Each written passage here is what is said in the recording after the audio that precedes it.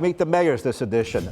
Mayor Polisena, Joe Polisena Johnston is with us, also Frank Picozzi from Warwick. Nice to have both of you in. Thank you. I just give you a list of things to talk about. Anything you want to pick off the top? Any topic interest you? I think we'll leave it up to you. All right, let's begin. How about defund the police? You're a Democrat, you're an independent, but I know you're not for defunding the police. Never. As a matter of fact, when it was popular amongst the progressive group, I basically had a conversation with the mayor from Providence, told him that we would not send mutual aid if he defunded the police.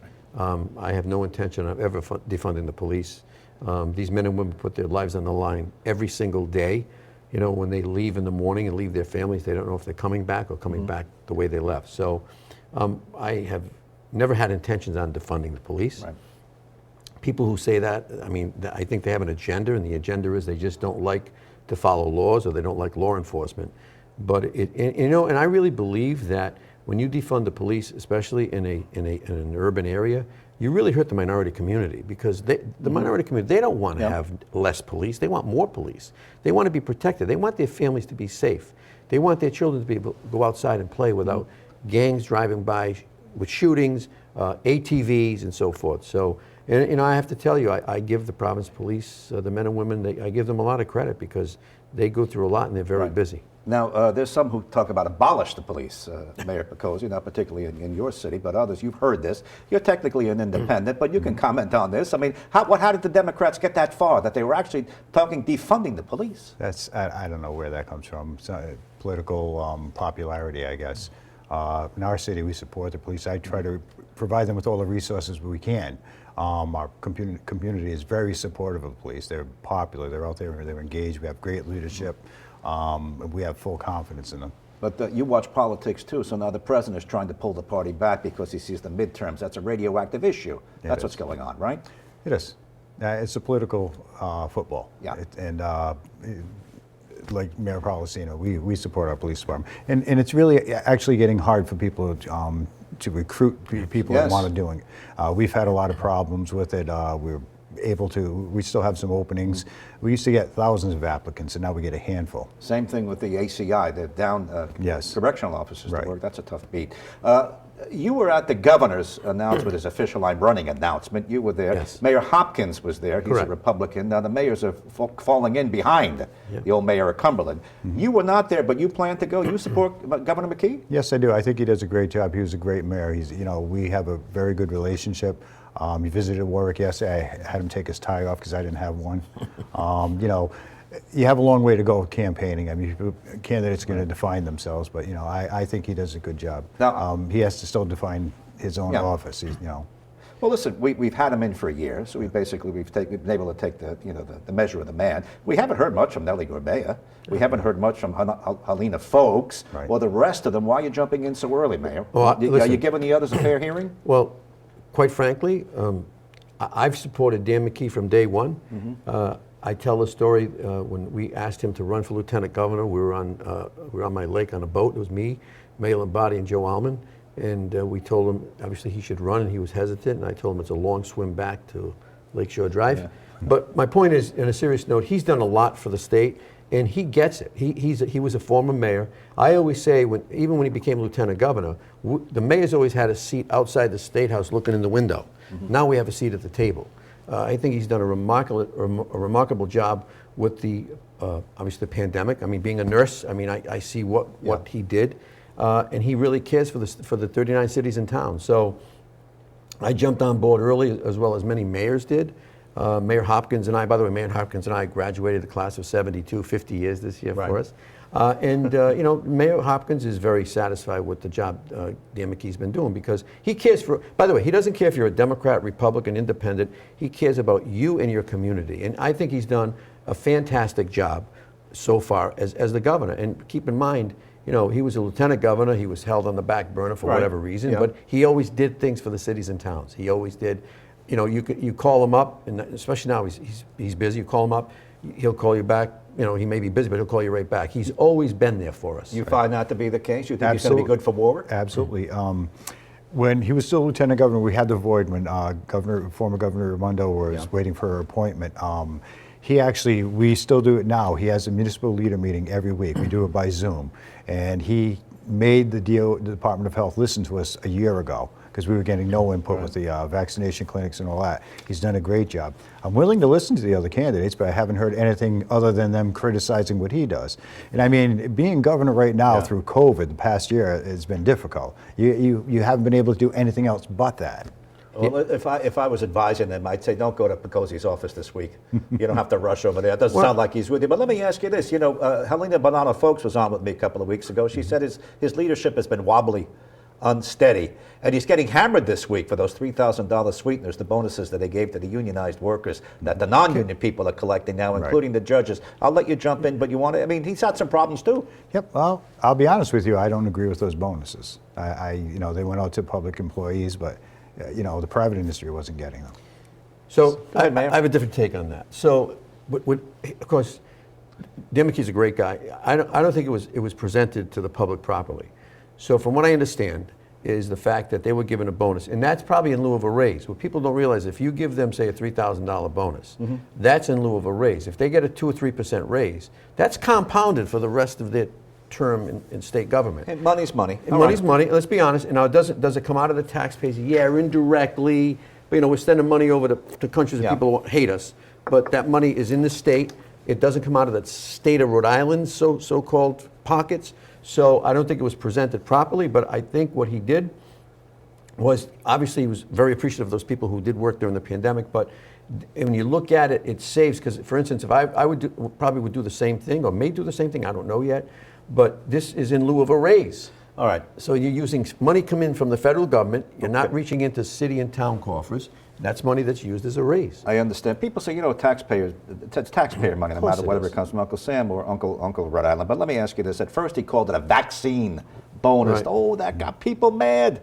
Poor choice. And then he said, forget I ever said that. Now it's a retention bonus because we're having trouble retaining state workers. Then people said, retaining state workers? A couple of years ago, Kachuri wanted to cut the ranks. And now we all knew that it was going to go to the non-union people eventually because that's what the legislative does. You were up there. Yes, I was. You know that. For their staff, they match whatever the union got. So it's no surprise. And now he's saying, oh, well, don't blame me for that. That's the judge's own budget.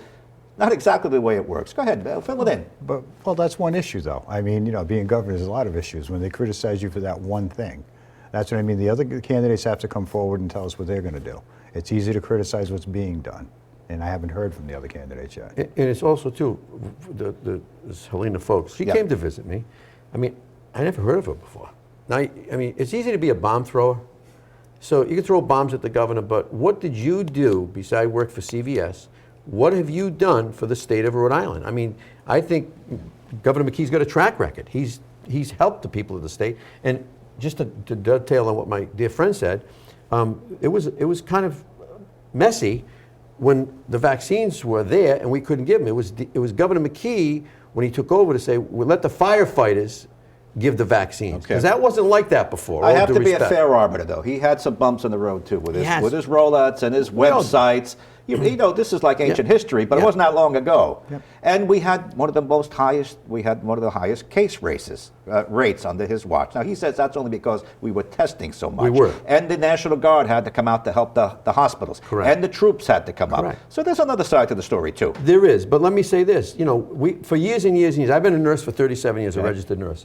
We have a critical shortage because the problem is it's old people like me that are nurses that are kind of going out, retiring. But my point is there's not enough staff. So by bringing the National Guard, that was a good thing to do. By bringing in the firefighters throughout the state, the men and women of the fire departments, the EMT cardiac technicians to give shots, that helped also. This didn't happen pre-Dan McKee.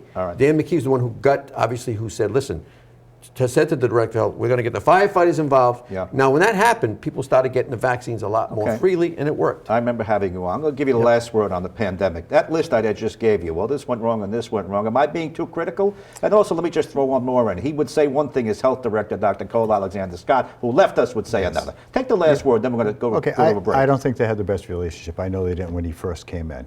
And the Department of Health didn't listen to us. And as I said, he facilitated a way. He brought us in right away. And they started listening to us. I mean, especially with vaccine clinics. They were doing a generic model and it didn't work in every town. So he gave us a voice. And, you know, I admire him for that. I think, you know, there were problems, but it was how he responded to those problems to fix them. I think he did a good job. Meet the mayors, Joe Polisena of Johnston and Frank Picozzi of Warwick, our second segment. Man, I want to get to you in Johnston. We got a lot going on. Yes, we do. Every time I turn around, you got expansion, something's buildings, Correct. Markets, supermarkets. Correct. What's going on over there? What do you have? It used to be years ago, that wasn't the case. Well, when I first took over in 2007, as I say, it was so stagnant with business you could breed mosquitoes. We had deficits and everything. Fast forward, I've got about $2 billion in new business. The biggest one, obviously, is Amazon. Amazon is coming to Johnston. It's 3.8 million square feet, a minimum of 2,000 jobs. We set up a tax structure, a 20-year tax structure, where we're going to be compensated, I think, very well over the next 20 years, and we'll have enough money to stabilize our taxes. We want to build new schools. We're in the process of floating a bond for $215 million, which I encourage the public to vote for. And we've had, we've got another business. We're working on a for-profit hospital. I'm working on another 600,000 square foot warehouse to come in with approximately 300 new jobs. There's another warehouse I heard the other day that's looking to come in. So we're very active. What people don't understand is this stabilizes your tax base, but it creates jobs. And I always talk to the company saying, listen, I just ask that you hire Johnston residents as preference. And they usually do. So we're moving along pretty well. You were the first to get the market basket. A lot Correct. going on in your community, too. You have a market we have a basket. basket. And you're going to get a BJ's, where Yes. the old Toys R Us Exactly, used to yes. be. That's a big deal over there. It is. Because that mall was a little bit, on the downside before they put a little money into it. Yeah, well, yeah, exactly. And the mall's not like a traditional mall anymore. It's big box stores in a row. Yep. So it's doing very well. It's the over Rhode there. Island Mall. Rhode Island Mall, yeah. The Or Warwick the Mall's more of Midland a Mall, the way traditional. we knew it. The old Midland Mall. But Yeah. you're getting this BJ's, that's going to be big for you. Yes. Let's go across town. I was going to ask you about the Nilo. Nilo, okay. I think it's a shame what happened in that neighborhood, the Pontiac Village people, just looking at it as an observer, that man has a house in a neighborhood, and he had a hotel one day. The next day he had a homeless shelter, Yes. whether he wanted it or not. And they were complaining, people on their lawn, people peering in, people, instead of going to the bathroom, they used the man's lawn. They didn't tell you they were coming in. No, they didn't. They gave us no advance notice because they were there last year too, and there were issues. If they could have just had enough respect for the city and came and talked to us first, and if they were determined to put them there, they could have met with the neighbors, they could have talked about last year's issues and ways to solve it. But it was just dropped like a bomb on them. And there was no recourse for you? I asked the governor about this. He brushed it off. No, we have no recourse. There was no recourse. There was no recourse. We had no say in it whatsoever. You look at this as just a listener or a viewer, and you said it's a shame what happened there? Of course it is. Absolutely. I mean, I obviously I feel for them. I mean, all of a sudden you turn around, they don't at least have the courtesy to come and tell you this is what we want to do. And I think he said the mayor said a mouthful. Sometimes if you inform people, they feel more comfortable, Yes. and maybe they're not as resistant. It's not fair to the residents live in the neighborhood. And my question is, the person who runs this place, runs the Karen shelter, Santilli runs well, where Crossroads. where And does by she the way, live? there's an all-star board. Everybody's got their names on that board. But go ahead. Okay, I'm sure. But it's not fair. And it happens all the time, too, where the state puts something in a city or town without at least talking to them. I mean, not that you've got to get they should get our permission, to be quite frank with you, because we are the leaders of our community. And we know what's best for. I'll give you an example. We are not going to allow any of those injection sites in our community. A council... Safe injections. Yes. Yeah. A council member in Johnston, Yep. I happen to know him well, he put a resolution in that we don't want those facilities in our community. It's the same thing with the marijuana stuff. We have an ordinance where they have to go in an industrial area. We also put the same person put an ordinance in to put the wind turbines in an industrial area. Right. So you have to restrict it. It's a delicate balance. Right. Let me just go back to you. He mentioned the safe injection site. Would you welcome that in the city of Warwick? No, I wouldn't. And what about a marijuana shop? It's coming. We know that. It depends on the zone. From what I understand, they're going to make it, give the city its input on that. It would depend where you're going to put it. What would you do to prevent the Nilo from leasing it out again next year? Because we know winter's coming again. Yeah, we had, and I don't blame Nilo because it's $3 million in the Well, hold on. off-season. Now, wait a minute. Let me just push back. If I Okay. lived in Pontiac neighborhood, I would certainly blame the Nilo. You're a hotel, not a homeless shelter. I know, I would but- be mad at them, too. Well, they're mad at everyone in the neighborhood, including me. But like I said, they should have shown the respect, came to the residents and said there were better places to put it. I mean, we have hotels like Motel 6, True. it's isolated. That is right in the middle of a neighborhood. It's not a good place for it. At the same time, everyone wants to be compassionate. We have to house the homeless during the winter months. No one argues that. It's just the way they did it. Right. They just dropped a bomb. I've done plenty of fundraisers for the homeless. Of You have course a you wonderful House of Hope. They're right across Absolutely. the Yeah, street House- from the city. House of Hope They they do great work, but there's a place that's correct without harming other people. Guy has an investment. We have about 3 minutes left. Let's just open this up. When I drive around Rhode Island, I see things I like, things I don't. I come in from the south, it looks beautiful, green, crossing from Connecticut. I come in from the north, I don't know what I see. It's a mess sometimes. What would you tell the governor? The first thing you have to fix if you're reelected is what? First thing? First Oh, boy, thing, that what's would be job hard number priorities. one? And I only have a couple minutes, go ahead. Get the main roads paved everywhere.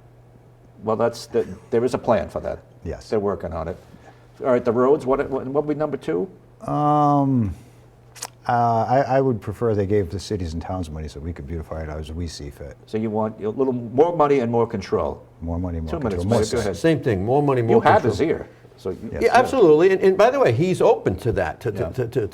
But you got to go through the General Assembly sometime. Yes. And they'll True. work with us. I mean, but you got to get them, sit them down, and say because I have a very good rapport with Senator Ruggiero and the Speaker of the House, and they'll work with us.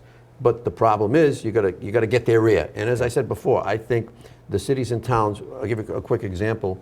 You got reevaluation. Yes. All right. We tried for years and years and years to get legislation passed to do the full reevaluation in 15 years and the statistical in 7. It just died. And this was Dan McKee was behind this, pushing this, and all the mayors wanted it. we have 1 minute left. Quick lightning round. Regionalization. Would you like that, or do you like that the way things are now? I'd like to see a plan for it. I mean, it's been talked about for years, but no one ever sat down and said, this is a good way to do it. I know you support that in some measure. Certain things. Certain Well, things, but not. It's hard because, I mean, you go from one city to another, Different. and it's so different. So especially the fire culture, departments, right? The fire departments are entirely departments, too. different. You can't regionalize fire departments because say we regionalize with Providence, Yeah. we'd be sending our trucks to Providence more than they'd be in Johnston.